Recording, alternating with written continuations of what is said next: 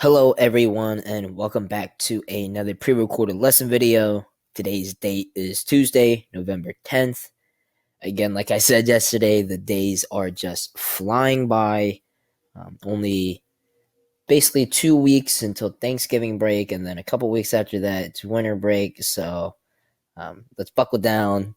Yeah, I promise these 9 weeks are going to just fly past, and you're going to be wondering whenever progress reports go out what happened, right? So let's buckle down. Let's focus up.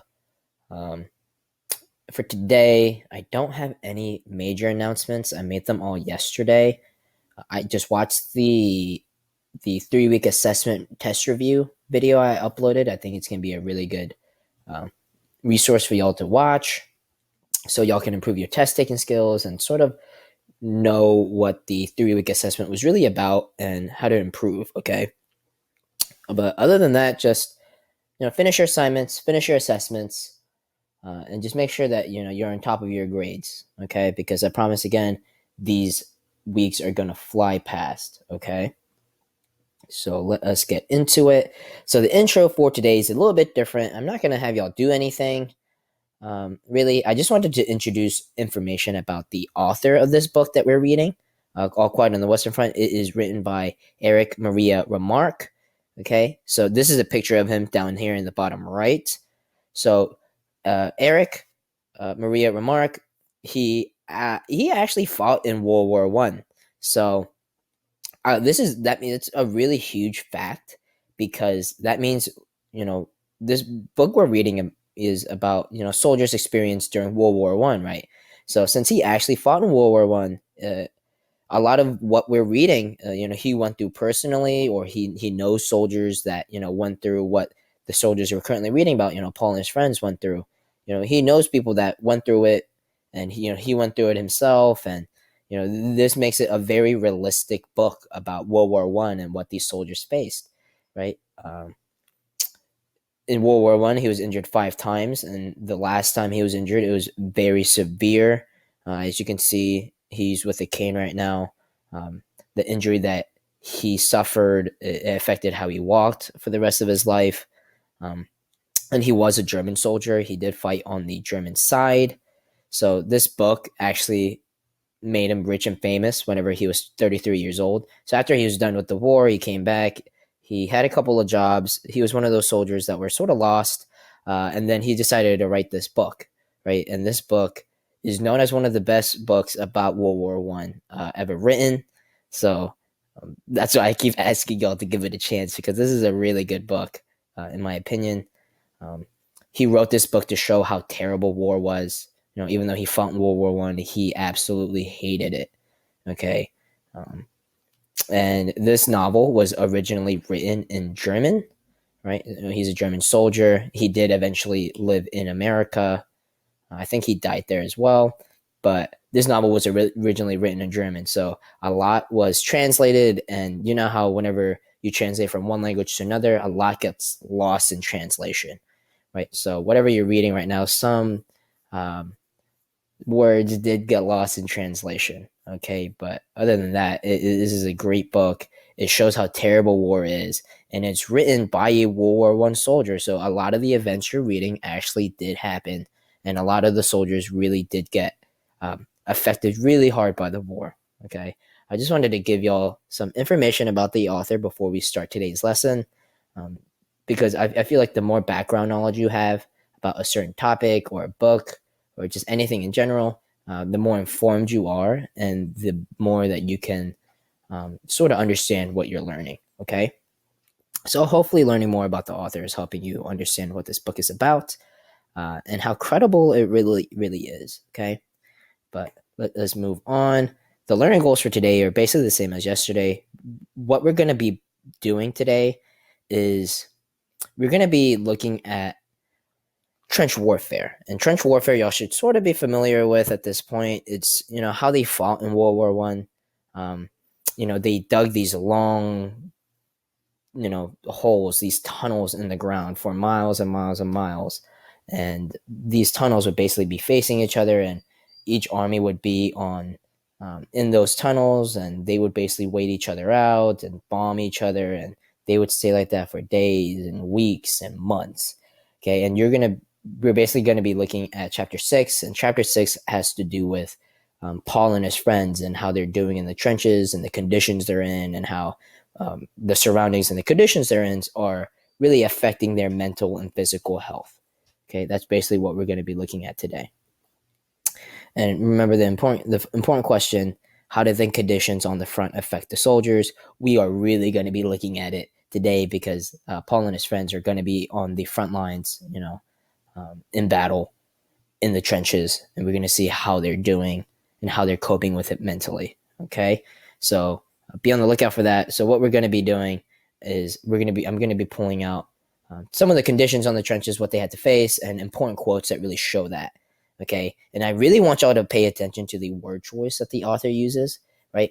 Remember yesterday we were focusing on word choice and how the author uses specific words and phrases and structures his sentences in a way that help us clearly see what the soldiers are going through. Right? He's very, very descriptive. I know a lot of y'all don't like this book. I personally have a love-hate relationship with this book. I hate how dry and boring it is at times, but I love the author's, word choice. The author does a great job of being very descriptive and painting a very clear picture for us. Okay, so some of the conditions in the trenches that they faced: one, there were rats everywhere. There were a lot of rats. They barely ever got any sleep. Right, they would go weeks at a time with no sleep, or barely a couple hours. That was because they were under a constant barrage of bombs, explosions, bullets, from the enemy.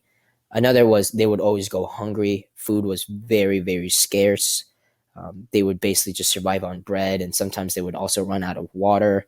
And you know how dangerous it is whenever you really don't have any water, right? You can live quite a bit without food, but you can only last, I think, a week without water, right? And then there was always death around them. There were dead bodies everywhere around them. They would watch their friends die. They would watch, the allies die, and they would also have to kill a lot of the enemy soldiers themselves, right? So we're going to be looking at specific quotes that show these specific conditions and what these soldiers had to basically live in for, again, days, weeks, months. Sometimes they would stay in these trenches for months at a time before any reinforcements came, okay? So first, rats. There were rats everywhere. Some of the quotes that I pulled out is the rats have been much more numerous lately. The rats here are particularly repulsive. They're so fat, the kind we all call corpse rats. They have shocking, evil, naked faces. So Paula, in this chapter, basically describes how many rats they are, and these rats would get into their food at times. Like they would eat parts of their bread, they would eat parts of their cheese, right? And the soldiers would basically have to cut off the parts where the rats chewed up, and they would have to keep the rest of the bread because without the bread, if they threw away the bread, they wouldn't have any food to eat, right? So they had to fight with these rats constantly, and these rats were a lot. There were hundreds and hundreds of rats in these trenches, and what they did was they piled together a lot of leftover bread, like the parts where the rats chewed on and they cut off. They would put them all in a pile, and they waited for the rats to come and try to take them, and they would basically be waiting with shovels and knives and other things that could hit the rats and try to kill them. That's how they sort of dealt with the rats in the trenches, and how Paul sort of describes how these rats are and how many they are and how big they are is sometimes if there was a cat or a dog out in the front, right, these rats would actually gang up on them and take those cats and dogs down and basically eat them and kill them and eat them, right? That's how much of a problem these rats really were. These aren't rats that, we're used to in our daily lives. These are in the wild. These are trench rats, right? Another problem they had to deal with is a lack of sleep caused by the constant barrage of bombs, explosions, bullets from the enemies, right? Just imagine how you feel whenever you pull an all-nighter or you only get like a couple hours of sleep, right? The next morning you feel not the best, you're tired, you have no energy, right? I know I feel like that constantly. If I don't have at least 7 hours, I don't get my coffee in the morning, right? So just imagine these soldiers are going days, sometimes weeks at a time without sleeping, okay? And even if they do get sleep, it's maybe for an hour or two before the explosions and the bombs getting dropped on them start again, right? So it's not just a lack of, or it's not just them getting no sleep. It's them having to deal with the explosions and trying to keep alive while they're not sleeping, right? They are getting drained quickly, right? They are constantly tired. As you can see from these quotes, we have tired faces and avoid each other's eyes. That basically means they're sort of getting paranoid because of their lack of sleep. Another one is we were shelled steadily for 7 days and nights. So basically, for 7 days and 7 nights, right, for a whole week, they were getting shelled, and it was very tough for them to sleep. Right? Paul describes himself as sleep hangs on my eyelids. Basically, you know how whenever you're really tired, your eyes sort of start closing. You really have no control, and you start dozing off. That's basically what he's saying. Even though he wants to sleep, he can't because of all the explosions. And if he does fall asleep, maybe he dies because he's not alert or awake enough to move away from the bomb if it lands near him. Right.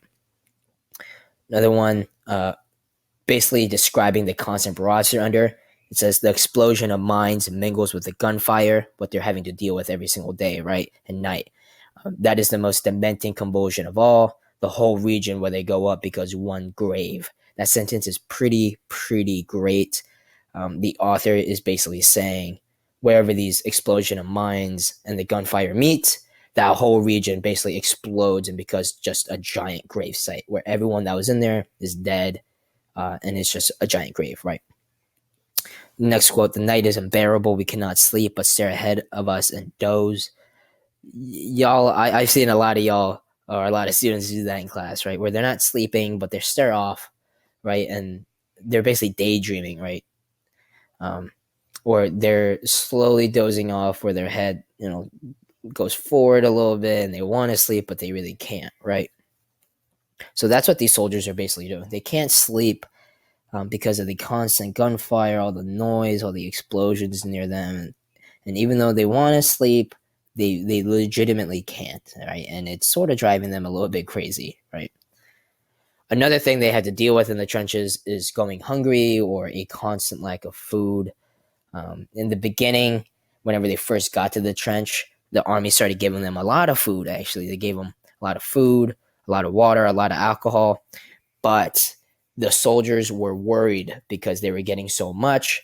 They knew, because, they've been there for a little bit. They knew whenever you first arrive in the trench and start giving you a lot of food right away, that basically means you're going to be there for a long time. And that's what ends up happening. They get all the food in the beginning. They get treated well, and then they start realizing, hey, we're going to be here for maybe a couple weeks, maybe months, okay? So the quotes that show that, they're sort of lacking food is, we cannot afford to throw the bread away because then we should have nothing left to eat in the morning. That's basically describing when the rats get to the bread. They just have to cut off the parts where the rats eat, and instead of throwing it away, because then they're just wasting food. Next quote: we pull in our belts tighter and chew every mouthful 3 times as long. They're starting to run out of food, right? And they're basically saying we pull in our belts tighter because they're getting skinnier and skinnier because they're not eating, and their clothes are slowly starting to fall off because they're losing so much weight, so they pull their belts tighter, okay? And every time they do get to eat, they savor the food, right? They're chewing each mouthful because they don't know when the next time they're going to eat is. And it says, still the food does not last out. We are damnably hungry. This Theoden regrets that we wasted the gnawed pieces of bread on the rats. We would gladly have them again to eat now. We are short of water too, but not seriously yet. So they're regretting using the bread as bait for the rats to draw them out and kill them. And they're also slowly starting to run out of water as well. So it's not just a matter of them constantly being dropped bombs on and shot at and a lack of sleep. They're also hungry too, right? So a lot of stuff is working against them. It's wearing on them mentally, right? They're hungry. They're not even just hungry. They're starving, right? The food they do get is usually just bread. They haven't slept for days, maybe weeks, and they're constantly scared for their lives because the enemy is constantly shooting at them, right? So imagine those conditions. Imagine you being in there. It would wear on anybody. But while they have to deal with those conditions, there's also death all around them. Their friends are dying. their fellow soldiers, and they're also killing people, right? So some of the quotes that show how much death is really around them is, "What do we know of men in this moment when death is hunting us down?" They're basically saying,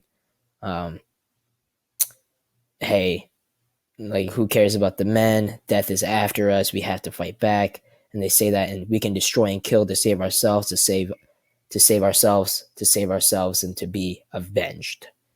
Okay, they're basically saying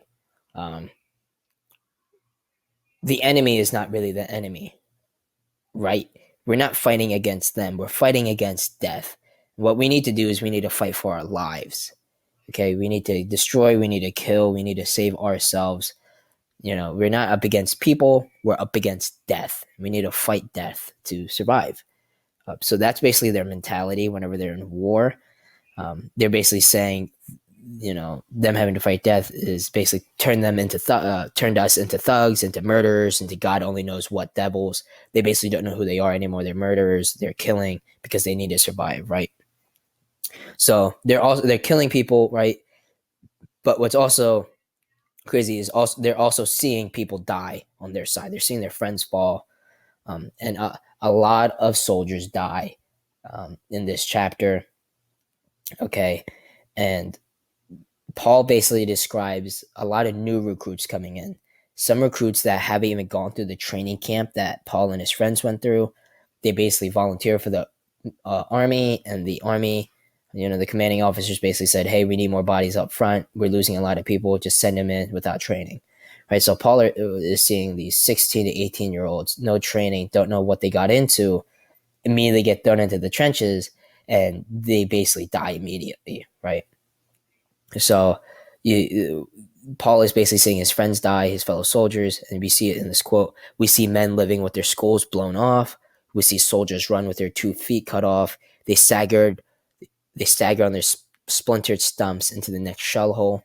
We see men without mouths, without jaws, without faces. Right? He's basically seeing soldiers just get torn apart by these bombs and these bullets. And he basically just has to keep going, right? He can't help them out. He just has to keep going and survive. Okay. And the end result, which is crazy after weeks and weeks and weeks of being there, is we have yielded no more than a few hundred yards of it as a prize to the enemy, but on every yard there lies a dead man. So in trench warfare, there's these two sides, right? These two trenches, right? And in the middle is is a patch of land called no man's land, right? And the whole point of trench warfare is constantly bombing each other and firing bullets. And eventually one side storms into no man's land, into that patch of land, and runs towards the other enemy's trench and tries to take it over, right? And if they're successful, the enemy will start retreating back, running away into a trench farther down into their territory, and then they start this process all over again, right? So they take over the new trench, right, the one they just took over, and the enemy basically retreats, runs away into a trench farther down the road, and again they start this process all over again of trying to take over trenches as they keep going. And these trenches, again, are a lot. There's a lot of trenches out there in Europe, and they're all separated by a few hundred yards. Okay, so imagine just a couple of football fields and in between each trench, right? So Paul is basically saying we only gave up a few hundred yards, right? The enemy, we were stuck there for weeks and weeks, and we had to fight off all these enemies and kill a lot of people and watch our friends die for a few hundred yards, right? A few football fields. But on every single yard, there lies a dead man, right? So there's hundreds and hundreds of people dead for just a little patch of grass, a little bit of progress, right? The trench warfare was brutal. The trench warfare was all about wearing down your enemy just for it's a few hundred yards of land. And it's just such small progress, but hundreds and hundreds of people are dying each time, okay? And you can see the toll that it took on Paul and his company, the second company. There's a short line trudges off into the morning, 32 men. So Paul's company, the second company, originally has 150 men, right? And then whenever they're done, they finally get to leave the trenches in the front to go back and rest and sort of get more people because they lost a lot of people. They go in with 150, they leave with 32. Right, so you can see just how many people just died right there. Right, basically 100 and what is that math? 118 men die. Right, that is absolutely crazy. Okay, 118 men died in those couple of weeks um, for just a few hundred yards. And Paul and his friends were there for a long time. Paul basically describes that whenever they first arrived in the trench, at the start of chapter 6, it was summer, it was sunny. And whenever they finally leave, it's fall, it's autumn, and the clouds are gray, it's cold. So we can assume that at minimum, a couple of weeks have passed, at most, months have passed. So they've been going without sleep, watching their friends die without food for a couple of weeks to a couple of months. Okay. So you have to realize that these men went through hell essentially, watching their friends die, watching their fellow soldiers die, having to kill people, and going without food, without water, having rats and the disease all around you, and basically not being able to sleep for weeks and weeks and weeks, right? And the toll that it took on them is that they eventually just go crazy, right? They absolutely just go crazy. One of the side effects of what they went through is called shell shock. Shell shock is basically the effects of all the bombings that they went through. Um, their ears constantly ringing, them sort of going crazy, them not knowing where they are, right? Um, so some of the quotes that sort of show that of them going crazy, or some of the recruits that they see going crazy, some of the soldiers around them, is, we must watch them. These things are catching. Already some lips begin to quiver. This is Paul and his friends basically looking at the soldiers around them and basically saying, we have to watch them carefully. These young soldiers, these recruits that went to the trenches without any type of training, right? They're sort of cracking. And Paul and his friends have been there long enough to know what the signs of someone cracking and losing it and going crazy are. He's saying some lips are beginning to quiver, right? They're sort of losing it already. And then he goes into one of the recruits actually losing it and going crazy. He says, one of the recruits has a fit. I've been watching him for a long time, grinding his teeth and opening and shutting his fists. These hunted, protruding eyes, we know them too well. During the last few hours, he has had merely the appearance of calm. He had collapsed like a rotting tree. So he's basically saying, Paul has had his eyes on one recruit, right? And he knows that this guy's slow to going crazy, right? He's grinding his teeth, he's playing with his hands, and just by looking into his eyes, he knows, because he's seen those type of eyes of soldiers losing their minds before. And he's basically saying, during the last few hours of him watching him, he looks calm, but he knows deep down he's losing it, right? He says he's at the appearance of calm. And I don't know if y'all seen a rotting tree. Looking at a rotting tree, you can't tell that it's rotting. You can only tell from the inside. But a rotting tree can easily collapse, but you can never tell if it is a rotting tree. So he's basically saying he had collapsed like a rotting tree. Like, he may look calm, but his mind is completely gone, right? And then he keeps describing the recruit. And in the next quotes, he says his eyes become clear, right? He sort of comes back. He seems okay. But then again, he has the flowering eyes of a mad dog. He's basically saying he looks like he's back, but then a switch gets flipped and he gets crazy again. Right. Next, he keeps describing the recruit. He says the first recruit seems actually to have gone insane. He butts his head against the wall like a goat. This recruit actually he lost it, right? He was tired of the stress he was under, of the environment, and he just snapped. And this happened to a lot of soldiers. Thousands and thousands of soldiers ended up like this because of the war. And Paul describes him and the soldiers around him. He says, we are deadened by the strain. Deadened by the strain basically means we're just weak. We're broken down by the strain of what we're going through. A deadly tension that scrapes along one's spine like a gapped knife. Our legs refuse to move. Our hands tremble. Our bodies are a thin skin stretched painfully over repressed madness. So he's basically saying our bodies our mind is losing it. We're basically just a bag of bones, thin skin. We're so tiny now because of the lack of food, and our body is basically just holding together barely, and we're putting everyone is going crazy. But some of the soldiers, the experienced soldiers, know how to push it down. Right, a lot of these young recruits have slowly started losing their minds. Right, so that's just some of the effects um, of what is happening to them. Right, so the chapter 6 is basically about the brutality of war. Right, I showed y'all the conditions of what they're going through. Right, the rats, no sleep, going hungry, death being all around them. Right, and how all of that led to them basically going crazy. Going crazy was effect of being in the trenches for so long. And hopefully, looking at these quotes, you sort of see the great word choice that the author uses. Right, he says sleep hangs on my eyelids. Instead of saying I'm tired, my eyes are just closing, he says sleep hangs on my eyelids. So basically, if you're hanging from something, right, imagine something hanging on your eyelids and sort of drawing it close, right? That's basically what he's saying.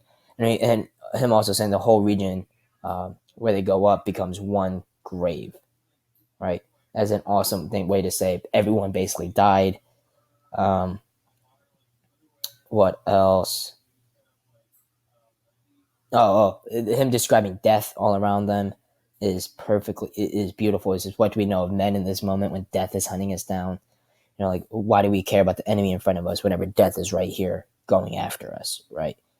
And him having to fight back, right? These are just some of the word choices that you don't have to use this type of description in your own writing, but I want y'all to use this as an example of instead of just saying a very boring generic sentence like death is all around us, you can go more into it. You can describe it, you can add on to it. you know it doesn't always have to be very generic sentences. You can spice up your writing um, by like look at this phrase. The author saying we see men living with their skulls blown off. He's basically describing all the soldiers, right? And you sort of picture that in your mind as well. That's sort of what I want to see in y'all's writing as well. And hopefully this is sort of helping y'all by analyzing the author's word choice. Hopefully it's sort of helping your own writing. Okay. Um, but yeah, that was basically it for this lesson. I really wanted y'all to take away mainly the brutality of war and what these soldiers are sort of going through, right? And the author's word choice in describing the soldiers and the events that they're going through and the hardships they're going through, right?